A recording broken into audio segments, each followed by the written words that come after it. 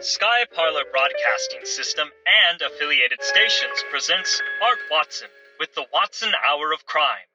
Good evening, and it is good to be back. This is episode number 147 of the Watson Hour. Thank you to all you long-time listeners out there over the airwaves. You know, Friday nights are just the highlight of my week. I sit down, grab a coffee, and talk through recent crimes with all my friends out there on the airwaves. Who knows? One day, we might solve one. One day.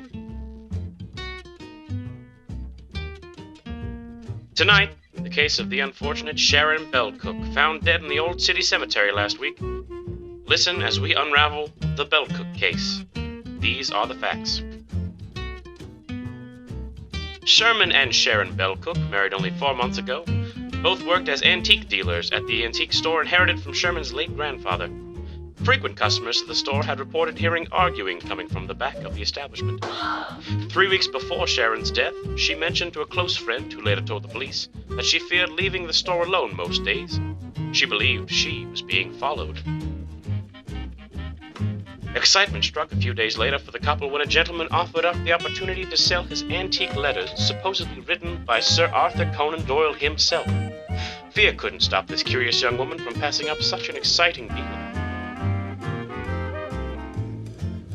Reports say that they were to meet in the old city cemetery. Sharon's friend later mentioned to the police that the couple would be traveling together. The gentleman said, "This is something you'll both want to see." And now for a word from our sponsors.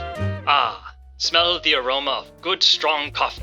When you're in the mood for dark, bitter roast, nothing can quench that thirst but Dixie coffee. Drink while you listen. Dixie coffee. Unbelievably good. Ask your local sales clerk about Dixie coffee today. Good stuff. And now, back to the program.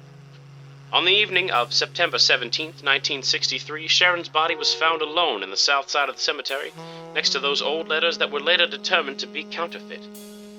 The groundskeeper was the one who discovered her body. There was blood found at the scene and signs of a struggle. Sherman, dead or alive, still not been found. Now, what do I suspect?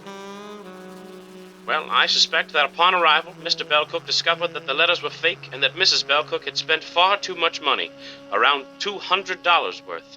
A pretty penny indeed. One shove could have taken that fragile woman. Mr. Belcook has been named a prime suspect in the case and has not been seen or heard from since the 17th. His blue station wagon has also gone missing. And now it's time to hear from some of our listeners. Have you solved the case? But first, a word from our sponsors.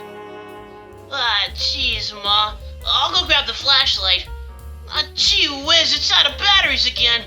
Have you tried the new Ever-Bright flashlight? Better light, longer life. Now on sale. That beam really packs a wallop.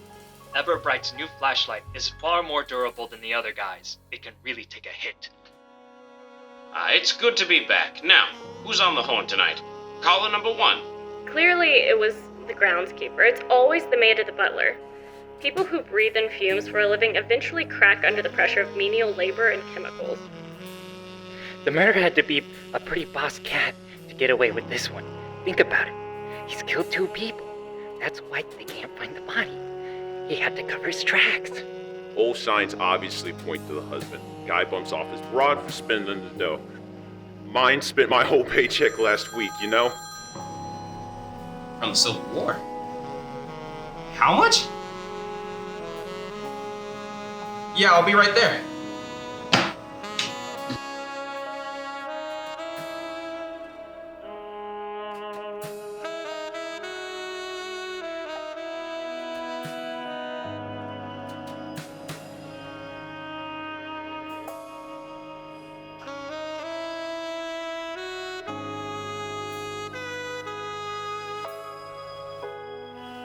All great theories, in my opinion. But we have one last caller. Who's on the horn? Yeah, I think this murderer person is a joke. How so, caller? Seriously, stalking is the most Mickey Mouse form of intimidation a guy can do. Preying on a defenseless broad? Get bent, pal. Am I right? Well, I don't think we've ever had a caller with so much disdain for the murderer before. Yeah, I usually listen to root for the guy. You know, a man's trying to do a job, only to get busted by the heat. This guy here, I mean, he sounds like a loser who listens to radio ads in his mother's basement. Doesn't sound like he put much thought No. into this. He knew exactly what we'll do with that broad to the cemetery because he watched her closely. He knew where the husband would be because he timed his call perfectly. And he knew exactly what to say to get that poor sap to leave his wife. She was a weak woman, and taking her out with that flashlight was easy. I've been doing this show for 15 years, you creep. I did what I had to do for my career, for my listeners. I won't be made irrelevant. Don't tell me I don't know what a good murder is. You or that darn FCC.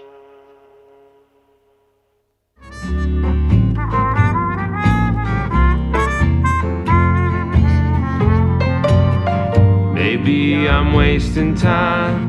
Maybe I've lost my mind. Maybe this whole thing is a joke, and no one let me know.